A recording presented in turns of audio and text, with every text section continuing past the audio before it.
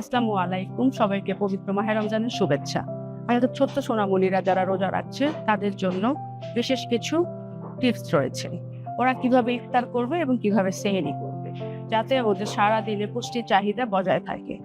আমরা বাচ্চাদের জন্য ইফতারে যে ধরনের খাবার রাখতে পারি তার মধ্যে প্রথমে আমরা তাদেরকে দিতে পারি 2 থেকে 3টা খেজুর, এবং জুসের ক্ষেত্রে অবশ্যই কার্বোনেটেড বেভারেজ অ্যাভয়েড করব। শুধুমাত্র ফলের জুসটা আমরা দিব। সেই ক্ষেত্রে আমাদের অরেঞ্জ জুস হতে পারে, মাল্টা জুস হতে পারে, পেঁপে কিংবা যে কোনো মিক্স কোনো ফ্রুটস জুস আমরা দিতে পারি।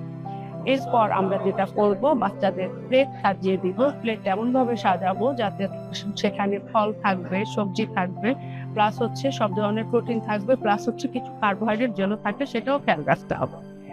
কার্বোহাইড্রেটের মধ্যে আমরা চিরা এবং দই দুটা অ্যাড করে দিতে পারি। কিছু প্রোটিন অ্যাড করতে পারি, তার মধ্যে হচ্ছে এগ চপটা আমরা রাখতে পারি, চিকেন চপ রাখতে পারি। ফিশ খেতে চায় না বাচ্চারা, ফিশ চপটা আমরা দিতে পারি বাচ্চাদের ইফতারের সাথে। এরপরে আসে বাচ্চারা কিভাবে রাতের খাবারটা খাবে। রাতের খাবারে বাচ্চাদের জন্য অবশ্যই একটা মিক্স ভেজিটেবল রাখতে হবে, যেটাতে অয়েল কম থাকবে এবং অল্প মশলা, অল্প তেলযুক্ত সহজপাচ্য সবজি দিয়ে তৈরি করতে হবে, একটু নরম ভাবে। সাথে মাছ অথবা মুরগি অবশ্যই 2 থেকে 3 টুকরা রাখতে হবে। তবে বাচ্চাকে জোর করা যাবে না, সব খাবার যাতে বাচ্চারা একবারে না খায় সেদিকে খেয়াল রেখে অল্প অল্প করে বারবার খাওয়াবো। তবে পানির ক্ষেত্রে বিশেষ খেয়াল রাখতে হবে। 2 থেকে 3 লিটার, মিনিমাম 1.5 থেকে 2 লিটার পানি বাচ্চাদেরকে দিতে হবে। তবে বারে বারে অল্প অল্প করে দিতে হবে, একসাথে জোর করে পানি খাওয়ানো যাবে না। রাতের পরে আমরা সেহরি পর্যন্ত এই পানির চাহিদাটা পূরণ করতে পারি। সেহরিতে উঠে প্রথমে বাচ্চাকে 1 থেকে 2 গ্লাস পানি দিতে পারি।